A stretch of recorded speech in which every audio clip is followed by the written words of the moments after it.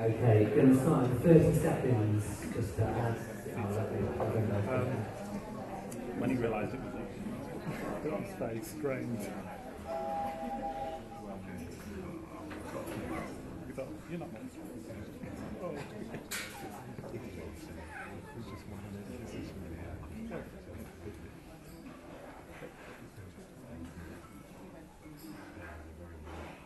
So what did you do with the body, Scott? Lovely stuff. Okay, hello, good evening everyone. Lovely to see you all. Thank you for coming out in the dark, quite mild actually today, but very coming out despite these kind of cold winter months. So it is really nice to see everyone here for what is our final VR meetup of the year. And wanted to just kind of start by saying a massive thank you to everyone who's kind of been to the past events. It's been amazing to see the kind of community grow, and we've seen some really interesting collaborations that have kind of formed as a result of the meetups that we've been hosting here in the Catapult Centre. And we've benefited by having some amazing speakers through the year, and also people who have been kind enough to give up their time to demo. And I think tonight's no different, to be honest with you.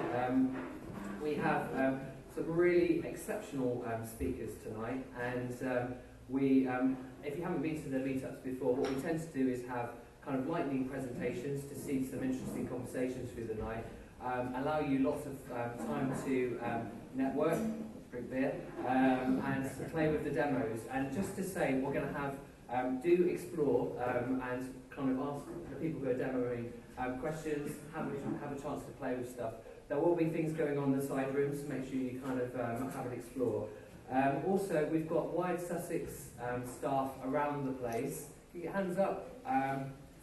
Lovely. Just Rosalie, Virginie, and Lag. And so if you do need anything, kind of find one of us, including myself. I'd be more than happy to help. We will kind of not have a Q&A after each speaker, just so we can kind of keep it nice and tight for time. But if you do want to ask questions, please do find the presenters afterwards and ask them your questions. Just briefly, so we've had, I think, a really fantastic year from VR generally, but also here as a kind of community down in Brighton. And we really plan to build on it in 2017. So there will be more meetups. We've got some interesting topics that we're playing with already. And so if you are at all interested in speaking at a future meetup, come and speak to me. I'd love to talk to you. We are lucky enough to have some really fantastic virtual reality residents based in the space. Guys, do you want to put your hand up and wave at all? Yes, lovely, fantastic. So come and speak to these guys as well, because they're doing really fantastic stuff, and I'm sure we'll be able to give you a really interesting conversation. There'll be lots more VR activity here in this space, so do kind of join our Slack channel, which we'll be sending out afterwards, and kind of continue to take part, come along to our events in the future. We also have some feedback forms for the first time ever, so we would love you to tell us what you would like 2017 to be about, what you'd like in terms of speaker content and topics, and if that wasn't motive enough for you, we'll be pulling out a kind of completed feedback form, and the winner will get a crate of beer. So if that, thank you, very good. Depending on where your allegiances lie, there's a motivation for you either side. So make sure you kind of fill out the form there at the front desk and put it into the red bucket. As I said, some amazing speakers here tonight. If you like what they're saying and if something kind of rings a chord with you, please do share it on social media under the hashtag VRBrighton. We love to share things on social, kind of share what we'll be talking about this evening. And as kind of we're coming to the end of 2016, we thought we would kind of explore the loose topic of how could we improve the future of VR. And so we've got, and that's kind of around, and it's reflecting the speakers tonight, whether it's improving VR through combining other forms of media or medium, incorporating emotional interactivity, or even how we can increase the diversity of the talent pool that we have as an ecosystem here in Brighton. I'm really pleased to announce our speakers tonight. First up, we have Simon from Circa69. Delighted to have Simon here. He's actually our newest VR resident, and he's been described as, sorry, it's going to make you blush, described as one of the most notable names in Europe concerning VR, and has literally toured the world with his immersive transmedia installation. So Simon will be our first speaker. We have Graham and Charles from MTech, and MTech have been name dropped through kind of our last few meetups, so really pleased to actually have them here to present today, and they'll be kind of sharing their product. I don't want to kind of spoil it because I'll do a poor job. And then last but definitely not least, really excited to have Sam from Virtual Umbrella, and Sam is the co-founder of VR Girls UK, and multi-award winner, I'd say VR guru across the board, and I would say deserves special commendation through braving the trades this evening. Is probably the nicest person over email ever I've kind of communicated with, so so yes, kind of a whistle-stop tour of the people we've got talking tonight. Just to say as well, here in the Catapult Centre, we've got a really exciting Digi-Drop in January. My background's psychology, so I'm particularly excited about this, and it's probably going to come up in 2 seconds, but it's looking at how we can learn about human cognition, consciousness, and applying that to AI systems, cognitive learning. Keep doing that. I need to kind of be less handsy. Cognitive learning, drones, it's going to be fantastic, so we'll share details after the event if you'd like to sign up to that. But I will stop talking now, got more people coming through, and I will ask you to give a warm welcome to Simon from Circa69. Join me in a round of applause.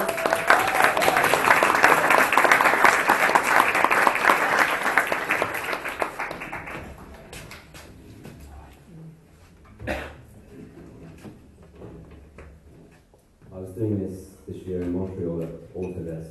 It was like a high-pressure moment, plugging my laptop in, and the screen went blue. The whole thing crashed. There was weird text everywhere. And I was the only person with a PC in the room, so it was awful. So I'm hoping that's the one happening now.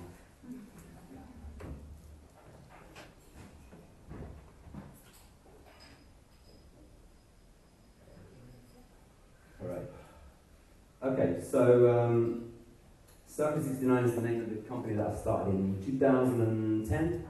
It represented a sort of new phase in the work that I was doing. I started off in music, electronic music, noisy guitar bands. I started making films, but all of this always seems sort of a little bit sort of formulaic and boring to me. That you know, bands were always three guys and one girl playing bass, and electronic music was always one guy and a laptop or whatever. Film was always, you know, following prescribed things. So I was always trying to find a way of making the whole thing more immersive. In 2010, I made some work which made me think, okay, this has really gone into immersive territory now. I'm going to start a new company, and that was this company here. I'm described, it's an awful word, but it's sort of accurate-ish. Transmedia artist. It basically means the work that I'm making is never on one platform. It's always across multiple platforms all at the same time. And my argument with VR right from the beginning has been that it's arrived in an era which is a transmedia era. We know that 87% of people watching TV now do so with a smartphone, desperately trying to make it interactive because it isn't, and it's boring when it isn't. In 2016, you know, we want interactivity. And these are the works that I've made that you could call VR. In the first place, from 2010, I made this work, And the Birds Fly from the Sky, which was using video goggles. It was in the Tate Modern. It came here, it went all over the world, it was translated into lots of languages and opened lots of doors for me.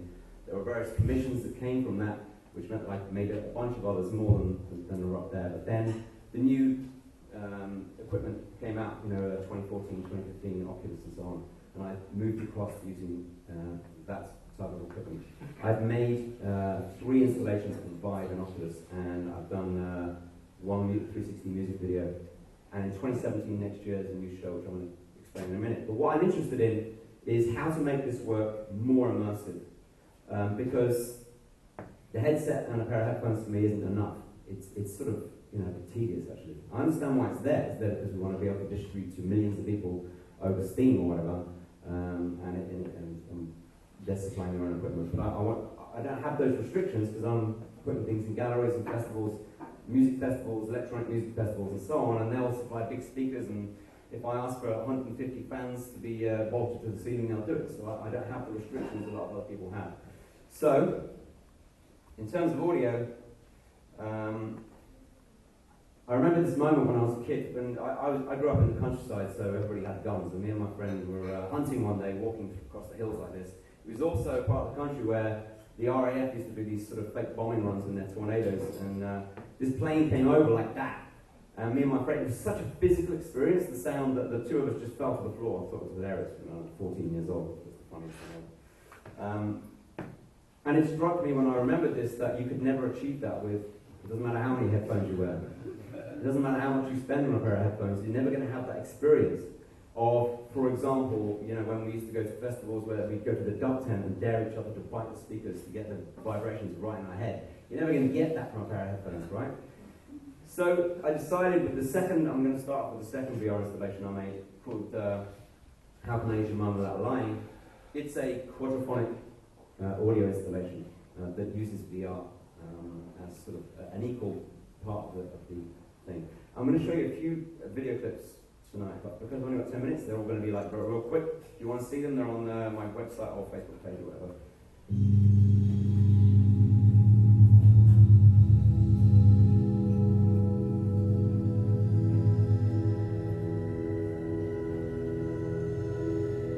That's the bit I wanted to see, okay? I'm going to cut it there. It's about 3 minutes long. This is in the Old Market. I'm a supported artist at the Old Market, James here, and they kindly let me have a day setting up and testing this. The audience, as you can see, are sat in a nice, comfy, tilt-swivel gaming chair. The crappy speakers in the chair were disconnected because they're rubbish, and these 4 beautiful reference speakers were put around in a quad, and we tested to see how it was for people to, and using the directionality of sound that you can achieve in Unity. And we did the testing on that day with lots of young people who are actually gamers, who don't normally go to theatres and see exhibitions and things. And they really dug it, and they dug the sound. Sound was a big part for them, because if you're playing games in your house, it's not many people who have beautiful speakers to do this. And when it's been touring this piece of work, it's toured a lot with meetp, which is a electronic music and digital festival, digital culture festival, based in Montreal, but which also goes to Mexico City and various other places. We have massive fucking speakers that are right next. They're not that far away from you either, so they're much closer to you. So it's a very physical experience. And so, for those of you who use Unity, you'll know that you can attach sounds to objects, you can make those objects move around, and what happens in this piece of work is that the construction of the audio, the construction of the song is based around how those objects are moving and how you move through them, except you as the user are on an animated part, because it's Oculus and you can only just sit down or stay in one place. But it struck me that, and that's a comment from the comments book, what I've been doing, and one of the beauties of actually touring for real, is that you get to see thousands of people in VR and get a good understanding of how people behave in VR. This was at a music festival, so you can imagine what state they were in when they came to see that.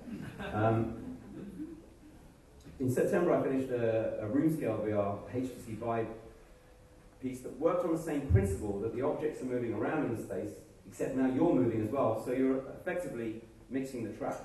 And it is a piece of music, and you're effectively mixing it by where you move and how you move and what you look at, using raycasting, if anybody knows what that is, to switch sounds on and off.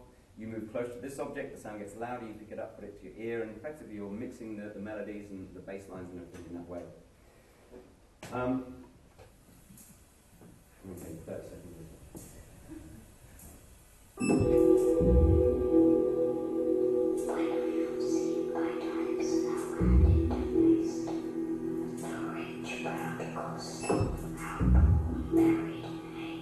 So I put this anti-gravity moment in where everything just flies up, and then all those things have got sounds attached, and you can actually like play tennis with the sounds and stuff. It's very nice. It's still really, in reality, it's still developing. Like all of these things, because it's a new medium. Anybody who thinks they can write something and put it out and it's going to be perfect is an idiot. Like seriously, this is the first show that I did. The surprises in terms of how people behaved were astounding, and I had to. Effectively, I've done this year a 14-nation world tour with thousands of people seeing these things, and I'm still changing them on the basis of their behaviour, because it's really hard to know what people are going to do and what works and what doesn't work. This was the first one. So the previous two, I'm talking about sound and using sound for immersion. But this was coming off the back of those other works, which were video goggles, which used a whole bunch of other stuff to make the work more immersive. This is the story of something very strange that happened in 1959 in America.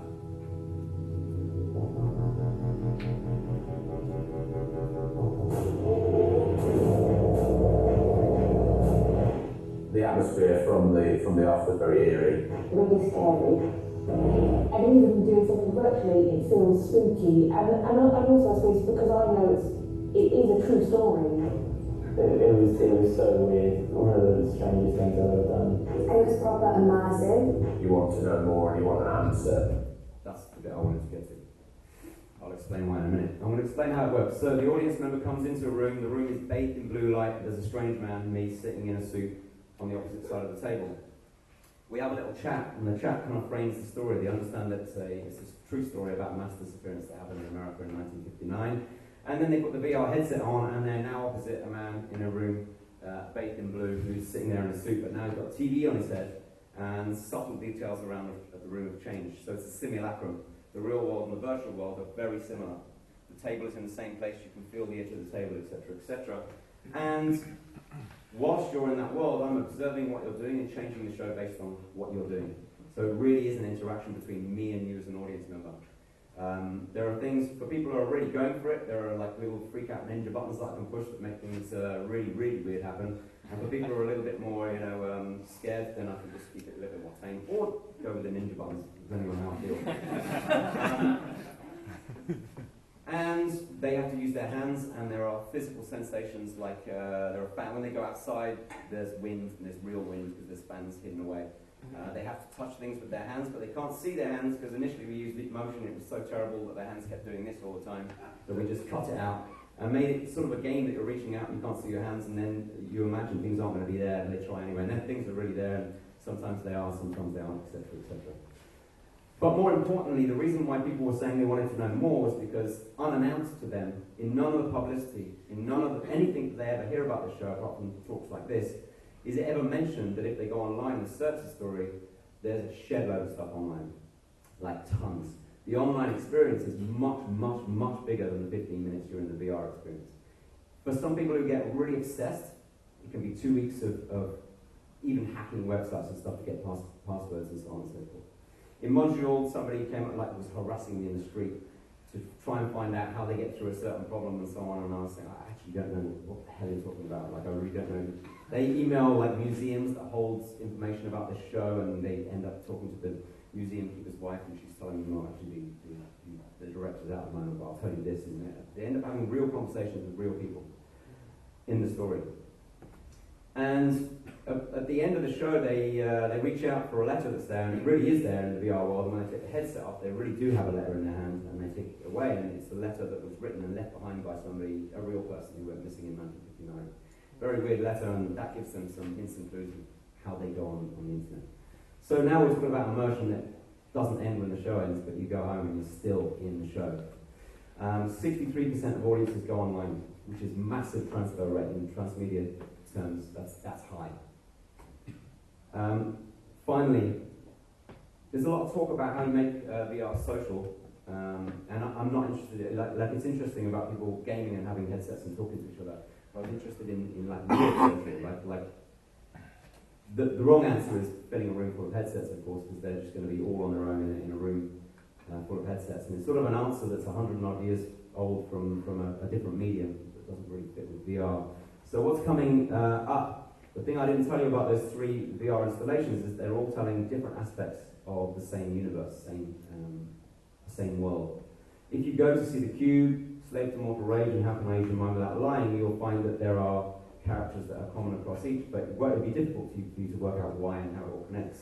So next year at the Old Market, there'll be 3 nights of a venue takeover. The whole venue will be filled with VR headsets, and the audience will wander around. Everyone will have installed an AR app on their phone. There'll be triggers all around the venue that trigger other VR experiences on your phone and other stuff. and then the whole audience come together at one point and experience a 40-minute live electronic music performance which has a narration through it, which has projections which have been filmed in a film shoot inside the world, which has been created for this show, and which the projections themselves have triggers in for their AR stuff.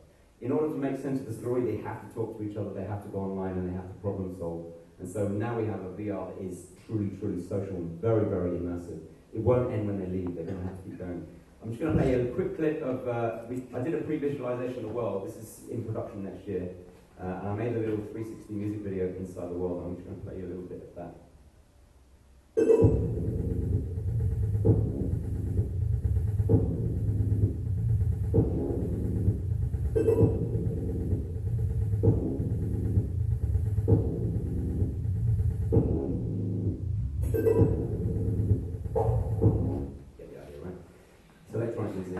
There'll be a narration which hasn't been recorded yet, coming over that, drifting over the top of that, and then there'll be this world that's going on.